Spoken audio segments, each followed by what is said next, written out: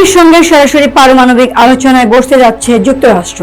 এই তথ্য জানিয়েছেন খোদ মার্কিন প্রেসিডেন্ট ডোনাল্ড ট্রাম্প। এছাড়া ইরানের পক্ষ থেকেও যুক্তরাষ্ট্রের সঙ্গে বৈঠকে বসার বিষয়টি নিশ্চিত করেছে খবর বিবিসির।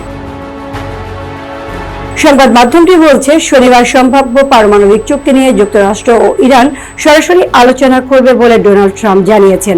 ইরানের পররাষ্ট্রমন্ত্রীও এই বৈঠকের বিষয়টি নিশ্চিত করেছেন এবং এটিকে একটি সুযোগের পাশাপাশি একটি পরীক্ষা বলে অভিহিত করেছেন তিনি। সোমবার মার্কিন প্রেসিডেন্ট ডোনাল্ড ট্রাম্প বলেন, ওয়াশিংটন ও তেহরানের মধ্যে আলোচনা খুব উচ্চ পর্যায়ে হবে। এছাড়া তিনি সতর্ক করে দেন, আলোচনার মাধ্যমে যদি কোনো চুক্তিতে পৌঁছানো না যায় তবে এটি ইরানের জন্য খুব খারাপ দিন হবে। গত মাসে ইরানের সর্বোচ্চ নেতা আয়াতুল্লাহ আলী খামেনি যুক্তরাষ্ট্রের সঙ্গে সরাসরি আলোচনার প্রস্তাব প্রত্যাখ্যান করার পর ট্রাম্প ইরানের বিরুদ্ধে সামরিক পদক্ষেপের সম্ভাবনা উত্থাপন করেছিলেন। বিবিসি বলছে, সোমবার ইসরায়েলি প্রধানমন্ত্রী বেনিয়ামিন নেতানিয়াহুর সঙ্গে হোয়াইট হাউসের বৈঠকের পর ট্রাম্প ইরানের সঙ্গে সম্ভাব্য এই আলোচনার কথা প্রকাশ করেন।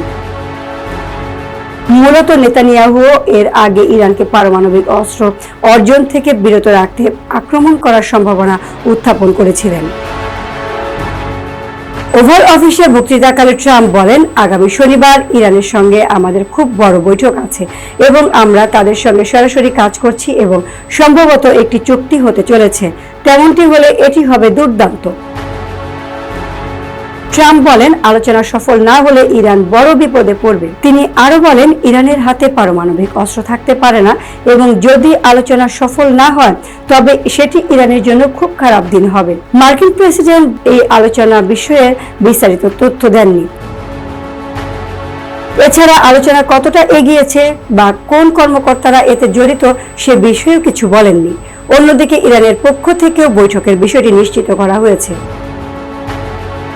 ইরানের পররাষ্ট্রমন্ত্রী নিশ্চিত করেছেন, ওয়াশিংটন এবং তেহরান আগামী 12 এপ্রিল ওমানে বৈঠক করবে। সোশ্যাল মিডিয়া প্ল্যাটফর্ম এক্সে দেওয়া এক পোস্টে আব্বাস আরাকচি লিখেছেন, এটি একটি সুযোগের মতো একটি পরীক্ষা।